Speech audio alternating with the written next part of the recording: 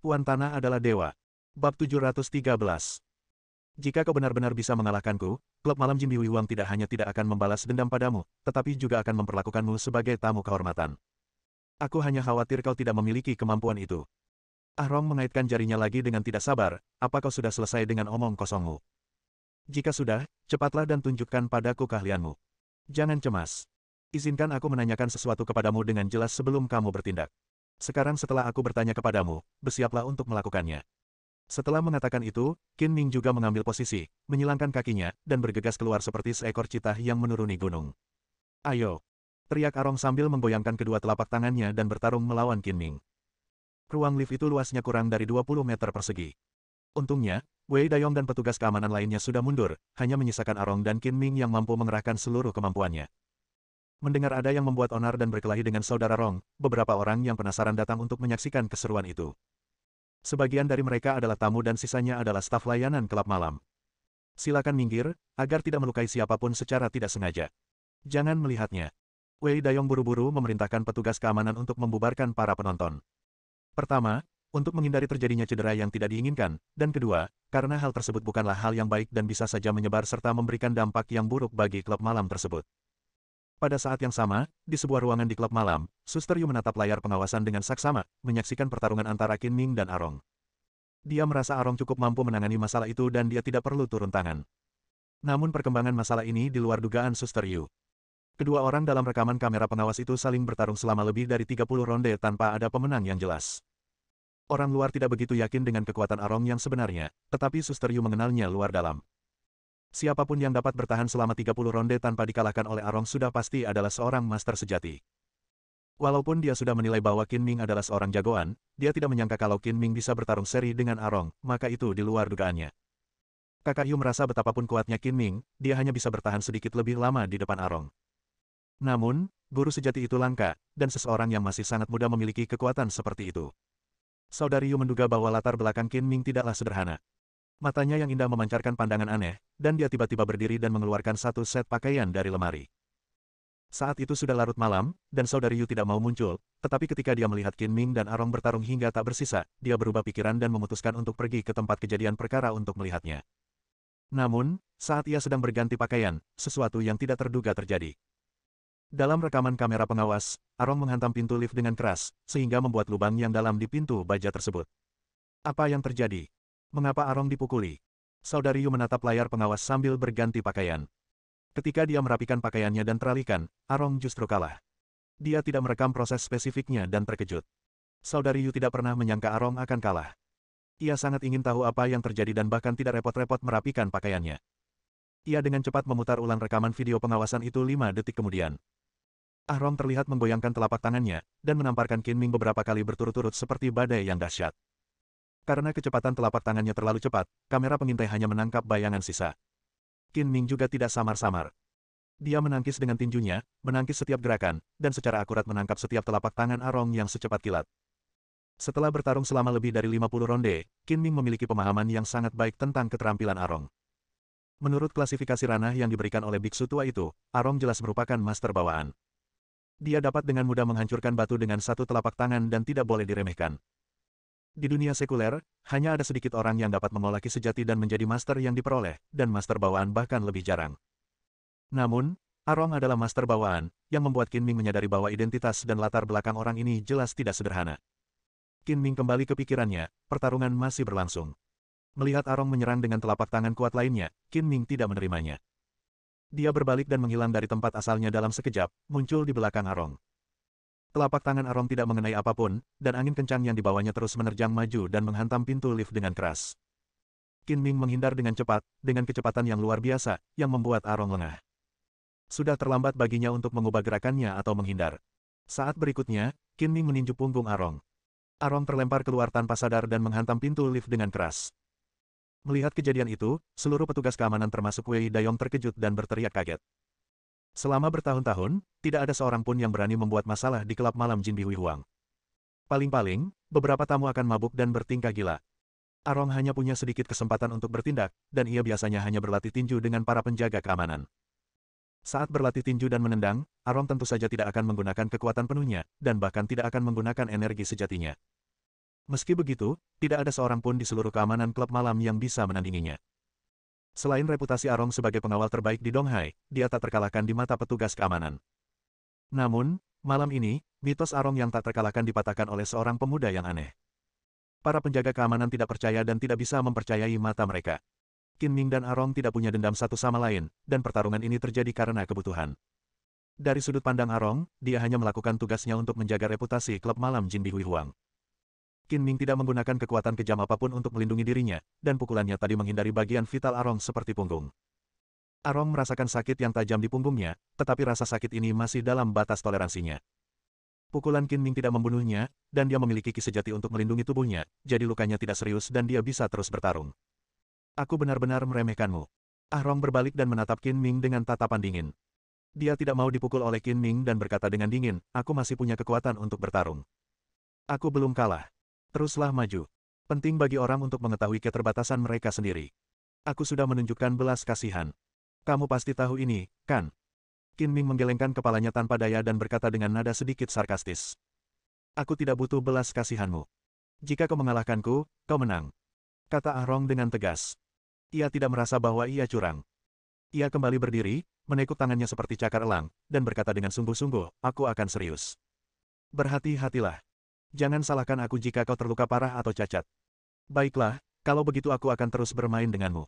Lakukan gerakanmu, kalau tidak, kau tidak akan punya kesempatan untuk mengubah kekalahan menjadi kemenangan. Qin Ming juga mengambil posisi dan mengaitkan jarinya ke arah Arong dengan provokatif, mengembalikan serangkaian gerakan yang telah dilakukan Arong sebelum pertarungan. Hati-hati, aku akan membiarkanmu merasakan jurus pamungkasku, Star Breaking Claw. Teriak Arong, dan tangannya seperti cakar baja yang tidak bisa dihancurkan, menyerang dengan cepat dan ganas. Kecepatannya tiba-tiba melonjak, 2 kali lebih cepat dari saat dia bertarung dengan Qin Ming sebelumnya. Terlebih lagi, lapisan energi sejati berwarna putih melilit jari-jari Arong, mengembun menjadi bentuk cakar, membuatnya tampak lebih tajam.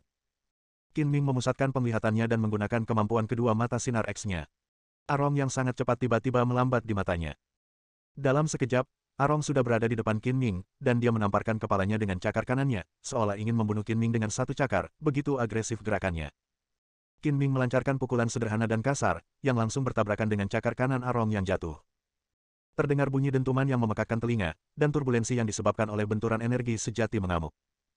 Keduanya mundur, dan saat mereka berdiri teguh, mereka menyerbu satu sama lain pada saat yang sama dan bertarung lagi. Intensitas pertarungan 2 kali lebih tinggi dari yang sebelumnya. Di luar lift, seluruh petugas keamanan menjulurkan leher dan melebarkan mata, takut kehilangan pertarungan langka dan seru ini. Pada saat ini, sesosok tubuh anggun keluar dari tangga.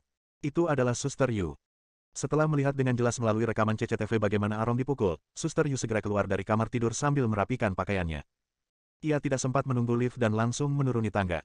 Saat ini, Suster Yu mengenakan mantel bulu hitam, dengan mata yang cerah dan penampilan yang menawan, seperti wanita cantik. Dia memiliki aura yang sombong seperti seorang ratu, dan pesona wanita dewasa yang dipancarkannya menarik perhatian petugas keamanan seperti magnet. Kakak Yu. Wei Dayong menenangkan dirinya, berjalan ke arahnya di sepanjang dinding, dan mengulurkan tangannya untuk membuat gerakan mengundang ke arah luar lift. Kakak Yu, ayo kita keluar. Di sini agak tidak aman. Jelas terlihat, tidak akan jadi masalah. Kata Suster Yu dengan tenang. Faktanya, Wei Dayong berusia lebih dari 30 tahun ini, berkulit gelap dan berpenampilan dewasa. Ia tampak lebih tua dari Sister Yu, tetapi ia tetap dengan hormat memanggil bos wanita itu dengan sebutan Sister Yu.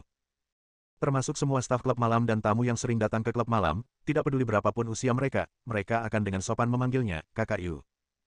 Melihat Suster Yu tidak berniat bergerak, Wei Dayong tidak punya pilihan selain berdiri di belakang Suster Yu dan waspada tinggi untuk mencegah Suster Yu terluka secara tidak sengaja. Siapa nama pemuda yang berkelahi dengan Arong? Apakah kamu tahu latar belakangnya? Tanya Suster Yu. Suaranya lembut dan menyenangkan, tanpa kesombongan seorang bos besar.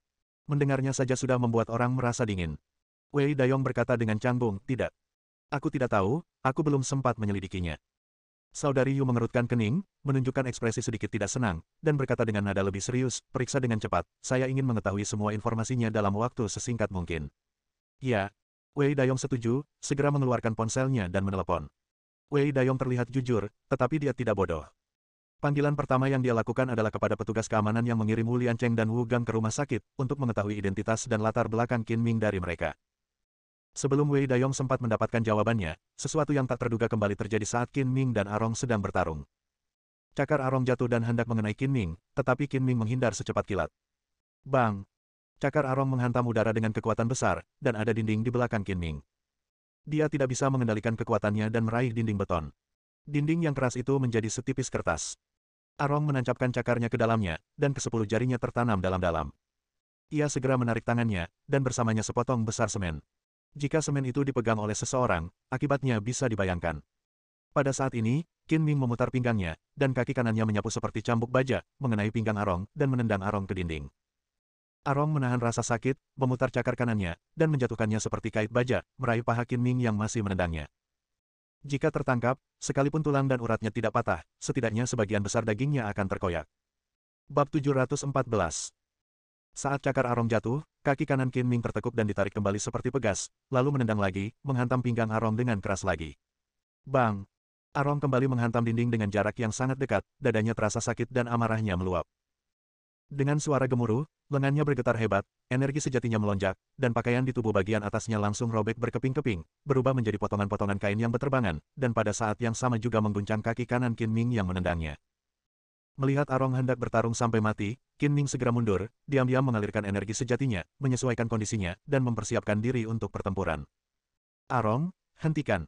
Pada saat ini, Suster Yu berteriak dan berjalan mendekat. Mendengar panggilan Suster Yu untuk berhenti, Arong secara bertahap menahan aura pembunuhnya dan berhenti sementara. Sudahlah, kita berhenti saja di sini. Tidak perlu bertengkar. Melihat wajah Arong, Suster Yu tidak mengumumkan secara terbuka bahwa Arong telah kalah. Dia mengangguk kepada Qin Ming dengan ramah dan berkata, "Pria tampan, bolehkah aku bicara sebentar denganmu?" Arong terluka oleh Qin Ming 2 kali. Bahkan jika dia menggunakan jurus pamungkasnya, Star Breaking Claw, dia tetap bukan tandingan Qin Ming. Siapapun dapat melihat bahwa Arong telah dikalahkan. Hasil ini sulit diterima Arong, dan juga tidak dapat dipercaya oleh personel keamanan seperti Wei Dayong. Sungguh tidak dapat dipercaya bahwa Arong, yang dalam benak mereka tidak terkalahkan, dikalahkan oleh seorang pemuda. Apa yang ingin kau bicarakan denganku? Kau tidak akan menipuku ke tempat terpencil dan kemudian membunuhku. Qin Ming menatap Suster Yu dari atas ke bawah dengan tatapan yang sangat agresif, dan berkata sambil tersenyum. Arong sangat tidak ingin dikalahkan oleh Qin Ming. Dia menahan napas dan ingin bersaing dengan Qin Ming lagi. Jadi sebelum Suster Yu sempat berbicara, dia berteriak dengan marah, "Jaga matamu. Jika kamu berani melihat-lihat lagi, jangan salahkan aku karena bersikap kasar." Saudari Yu melambaikan tangannya, memberi isyarat kepada Arong untuk diam. Dia tampak tidak peduli dengan tatapan mata Qin Ming yang kasar. Dia tersenyum manis dan berkata, "Anak tampan, kamu terlalu banyak khawatir. Aku hanya ingin berdiskusi denganmu secara damai tentang bagaimana menyelesaikan masalah malam ini. Aku tidak bermaksud menyakitimu." Saudari Yu bersikap sopan, dan Qin Ming bukanlah orang yang tidak bisa membedakannya. Dia tersenyum canggung dan berkata, "Jadi saya menilai orang lain dengan standar saya sendiri. Saya akan mematuhi perintah Anda dengan hormat. Mari kita bicara di kantorku. Silakan lewat sini." Suster Yu mengulurkan tangannya yang lembut dan dengan sopan memberi isyarat untuk mengundang. "Silakan." Qin Ming menjawab dengan sopan dan berjalan ke dalam lift bersama Suster Yu. Sikap sopan Saudari Yu mengejutkan Wei Dayong dan yang lainnya. Bukannya Saudari Yu tidak baik dalam kehidupan sehari-harinya, tetapi Qin Ming datang ke klub malam untuk membuat masalah, yang secara umum dianggap melanggar aturan di sini, jadi mereka seharusnya tidak bersikap begitu sopan kepadanya. Ketika mereka memasuki lift, Suster Yu menghentikan Arong dan Wei Dayong di luar dan berkata dengan nada yang tegas, "Saya ingin berbicara dengan pria ini sendirian, Anda tidak perlu mengikuti saya." Arong dan Wei Dayong saling berpandangan, lalu berhenti satu demi satu. Saat pintu lift perlahan tertutup, Arong berbisik, "Dayong, bawa beberapa orang baik ke atas dan sergap di sekitar kantor Xiaoyu, untuk berjaga-jaga." Wei Dayong mengangguk dan bergegas mengumpulkan orang-orang, sementara Arong naik lift lain dan naik ke atas terlebih dahulu. Di dalam lift, Qin Ming berdiri berdampingan dengan Suster Yu. Dia mengendus pelan, dan aroma harum seperti bunga mawar tercium di hidungnya. Dia tersenyum dan memuji, baunya harum sekali. Hanya aroma harum seperti itu yang dapat menandingi kecantikan seperti Suster Yu. "Kamu sangat pandai bicara. Jangan gunakan trikmu untuk merayu gadis-gadis padaku." Suster Yu memiliki ekspresi yang mengatakan, "Saudari, aku tidak akan tertipu." Mata dan alisnya memancarkan pesona yang tak terlukiskan. Campuran dari kedua ekspresi itu membuat orang merasa ingin menolak tetapi juga ingin menyambut. "Aku tidak pernah menggunakan tipu daya saat mendekati gadis. Aku selalu menukar ketulusanku dengan ketulusan mereka. Jika kamu tidak percaya padaku, kamu bisa mencobanya," kata Qin Ming dengan enteng. "Tidak perlu mencoba. Aku tidak tertarik." Suster Yu menolak dengan senyum tipis. Dilihat dari ekspresinya, penolakan itu tidak sepenuhnya dan memberi orang secercah harapan. Qin Ming selalu merasa bahwa wanita ini bukanlah wanita biasa. Dia dapat dengan mudah memanipulasi pria sesuka hatinya. Dia tidak tahu berapa banyak pria yang akan bertekuk lutut padanya. Ia melanjutkan dengan nada menggoda, seperti kata pepatah, pertemuan adalah takdir. Jangan lewatkan jika Anda melewatinya. Anda tidak mampu menanggung kerugian atau tertipu, jadi mengapa tidak mencobanya? Sepertinya ini pertama kalinya kamu bertemu denganku. Kata Suster Yu dengan nada bercanda, kamu mengucapkan kata-kata yang tidak senonoh saat pertama kali bertemu. Apa kamu tidak takut itu akan menurunkan kesanmu di mataku? Jangan takut. Qin Ming berkata dengan percaya diri, karena aku mengatakan kebenaran dan menggunakan ketulusanku untuk bertukar ketulusan, tidak seperti beberapa pria yang bertindak sangat munafik untuk memenangkan hatimu. Aku tidak berniat berteman denganmu, jadi tidak perlu menukar ketulusanku dengan ketulusanmu, kata Suster Yu sambil tersenyum. Tidak masalah bagiku apakah kamu tulus atau tidak, yang penting aku tulus padamu, kata Qin Ming sambil tersenyum. Seperti kata pepatah, aku lebih baik percaya hantu daripada percaya mulut manusia yang terluka. Apa kau pikir aku akan percaya kata-kata manismu? Suster Yu masih berkata dengan ekspresi ingin menolak tetapi juga ingin menerima. Percaya atau tidak? Qin Ming mengangkat bahu acuh tak acuh. Saat mereka sedang berbicara, lift tiba di lantai 12, yang merupakan lantai teratas klub malam. Saudari Yu keluar dari lift terlebih dahulu dan membawa Qin Ming ke kantornya.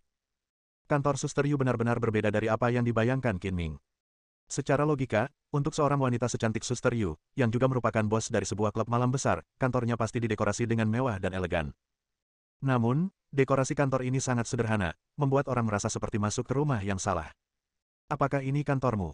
Tanya Qin Ming. Pada saat yang sama, dia mencium aroma seperti mawar yang mengambang di kantor, persis sama dengan aroma yang berasal dari Suster Yu. Kakak Yu mengangguk dan bertanya, ada apa? Apakah ada yang salah? Tidak ada yang salah dengan itu. Aku hanya terkejut. Qin Ming duduk di sofa tanpa ragu-ragu dan melanjutkan, aku tidak menyangka kantormu begitu sederhana. Jelas tidak sesuai dengan status dan temperamenmu. Saya suka gaya yang sederhana dan tidak suka kemewahan dan pemborosan. Ini hanya kantor, tidak perlu mendekorasinya dengan begitu bagus, jelas Suster Yu. Qin Ming menatap Suster Yu yang cantik dari atas sampai bawah dan berkata sambil tersenyum, benar sekali. Dengan kehadiranmu di sini, semua perhiasan mewah dan indah tidak akan ada apa-apanya. Lebih baik tidak memakainya. Apakah kamu memujiku secara terselubung? Kata Suster Yu sambil tersenyum. Aku tidak memuji kecantikanmu yang terselubung, tapi aku jujur. Kau mungkin bukan wanita tercantik yang kukenal, tapi kau jelas wanita paling menawan. Tidak ada yang memuji wanita sepertimu, kan? Kakak Yu memutar matanya ke arah Qin Ming dan berkata dengan marah, meskipun aku bukan wanita tercantik yang kamu kenal, kamu tidak perlu mengatakannya. Aku sudah mengatakannya dengan jelas di lift. Aku suka mengatakan yang sebenarnya. Maafkan aku jika aku menyakiti harga dirimu. Qin Ming meminta maaf. Berhenti bicara. Aku hanya punya sifat pemarah. Kalau wanita yang punya sifat pemarah lebih parah, dia pasti akan mengusirmu. Suster Yu mengerutkan kening dan berkata, mari kita bicara bisnis. Jika orang lain, Qin Ming pasti tidak akan mengatakan dua kalimat tadi. Dia sengaja mengatakan itu untuk menguji temperamen kakak Yu. Baiklah, mari kita mulai. Bagaimana Anda ingin menyelesaikan masalah pelanggaran aturan klub malam Anda secara damai? Tepat saat Suster Yu hendak menjawab, ponselnya berdering. Dia mengubah ucapannya dan berkata, maaf, saya harus menerima telepon dulu. Mohon tunggu sebentar. Telepon itu dari Wei Dayong. Saudari Yu berjalan ke jendela dan menjawab telepon. Dia tidak banyak bicara, hanya mendengarkan Wei Dayong. Wei Dayong menelepon penjaga keamanan yang mengirim Wu Liancheng dan Wu Gang ke rumah sakit, dan secara tidak langsung mengetahui identitas Qin Ming dari Wu Liancheng, dan kemudian menelepon untuk memberitahu Suster Yu. Tak lama kemudian, Suster Yu mengakhiri panggilannya, lalu kembali duduk berhadapan dengan Qin Ming, dan sekali lagi meminta maaf, bawahan saya menanyakan sesuatu kepada saya. Tiba-tiba saya teringat bahwa saya belum menanyakan nama Anda, pria tampan. Bukankah kamu sudah tahu? Mengapa bertanya lagi? Kata Qin Ming dengan nada bercanda. Dia memiliki pendengaran yang sangat baik dan mungkin mendengar dengan jelas apa yang dikatakan Wei Dayong di telepon. Sepertinya agak tidak bermoral menguping pembicaraan telepon orang lain, kan? Suster Yu mengutuk sambil tersenyum. Kamu seharusnya tidak berniat menyakiti orang lain, tetapi kamu harus punya niat untuk membiarkan mereka pergi. Siapa tahu kamu akan membuat pengaturan setelah menelepon, aku harus waspada. Kata Qin Ming sambil tersenyum. Baiklah, kamu benar juga. Aku tidak akan menyalahkanmu, tapi...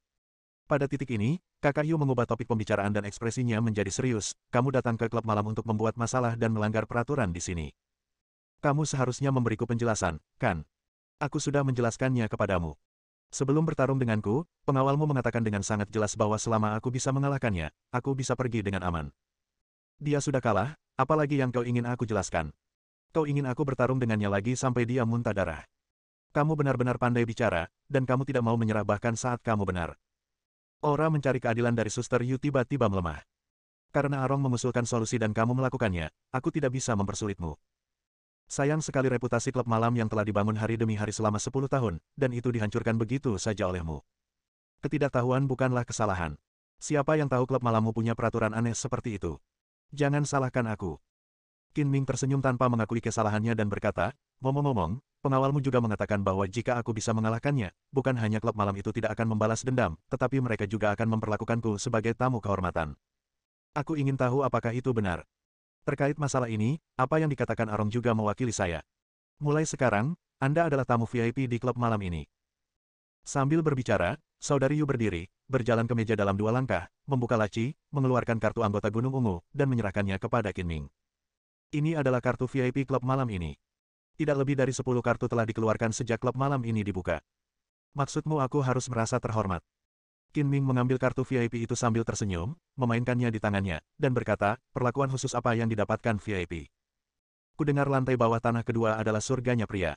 Bolehkah aku masuk dengan kartu ini untuk memperluas wawasanku? Bersambung.